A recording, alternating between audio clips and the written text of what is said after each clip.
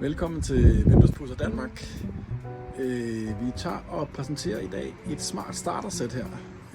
Jeg har fundet en dag, hvor det ikke regner for en gang skyld, så det er dejligt, hvor vi kan tage en lille video udenfor her i dejlige Sønderborg. Jeg kan se lige god udsigt her. Ikke for mange skyer. Vi vender kameraet om og kigger på det handler om. Det er sådan set det her Ergotech startersæt, som er et smart vinduespudsersæt, hvis man skal starte med at pudse vinduer. Det har selv set alt, man skal bruge. Både squeezy og indvasker og så videre. Vi kan prøve at åbne og se, hvad der ligger godt gemt hernede. Så vi åbner. Tada! Og vi har sådan smart indholdsbeskrivelse der.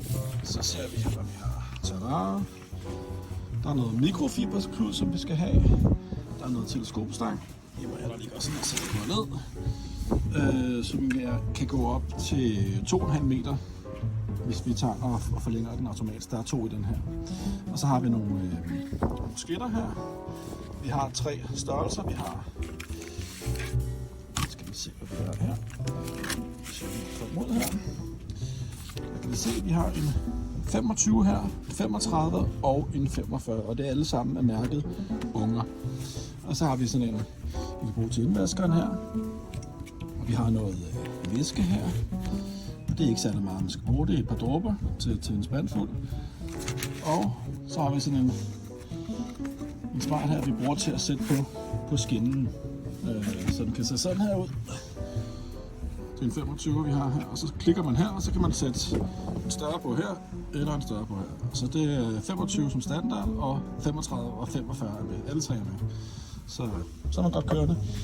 Og så har man den her, der putter vi den her på, så har vi ligesom indvaskeren, ikke?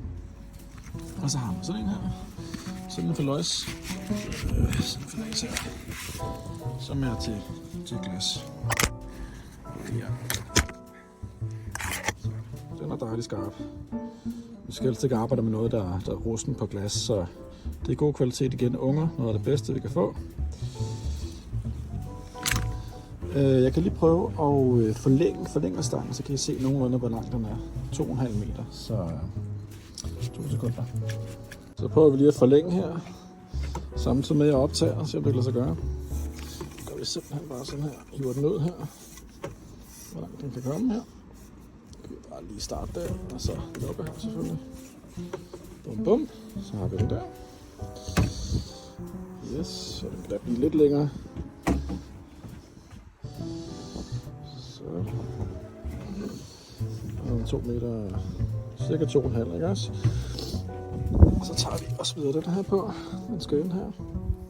Og der kan man trykke her på siden. Super smart.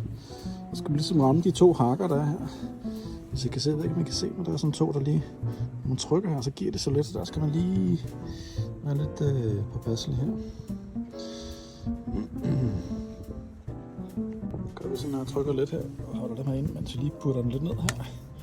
Lige 5 sekunder. Sådan der.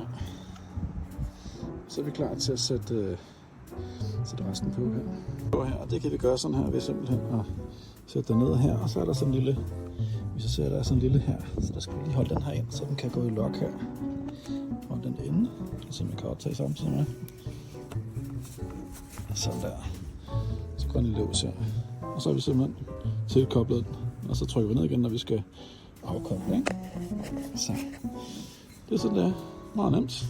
Så det her får vi simpelthen en perfekt starterkit med alt, som man skal bruge for at starte som vinduespudser.